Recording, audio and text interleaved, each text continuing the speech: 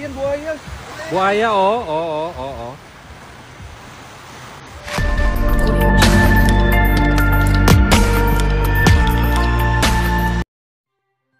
Baru-baru ini kecoh apabila kelibat seekor buaya dirakam di Pantai Cermin, Port Dickson, Negeri Sembilan. Namun sebenarnya kehadiran reptilia itu turut dikesan di Pantai Purnama dan Pantai Teluk Kemang. Menurut Pengarah Jabatan Perlindungan Hidupan Liar dan Taman Negara Perhilitan Negeri Sembilan, Faizal Izham Fikri, pihaknya sedang mengenal pasti lokasi sebenar reptilia tersebut kerana ia sentiasa berubah-ubah. Katanya orang ramai tidak perlu bimbang kerana pihaknya sentiasa memantau dan berusaha menangkap buaya yang berkeliaran di beberapa kawasan di sekitar Port Dickson. Malah perangkap juga sudah diletakkan di kawasan yang dipercayai lokasi buaya itu muncul.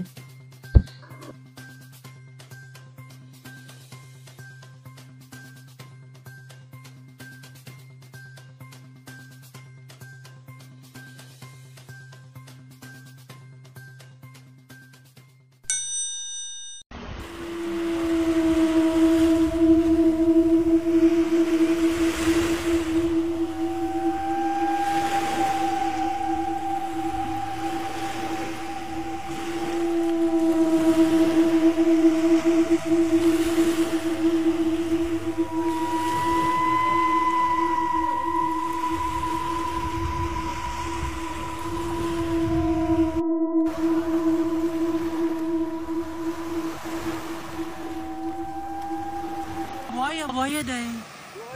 Ay, di kahoy. Buhaya, layo nilang uwi niyan.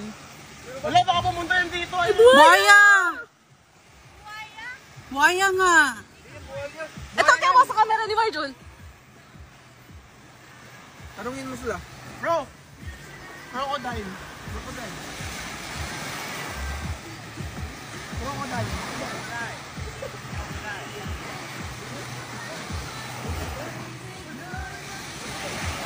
Yeah, it's in the video. Oh my God.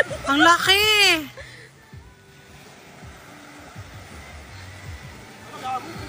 Ano bang pang? Magsapanos na ako, bro. Buaya. Ayaw ka tuloy lumangoy. May isa pang buaya. Hala, dalawa sila. Hala. Sabi ko nga ba eh.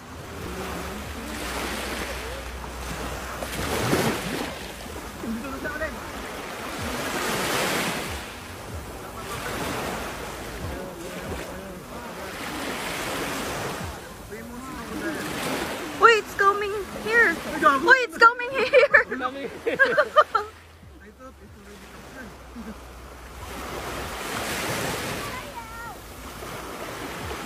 Yung bata. Hinahanap pala niya yung bata. I-alay natin yung mga bata. Se! Se! Tawagin mo. Makakita yan ng prey? Hi!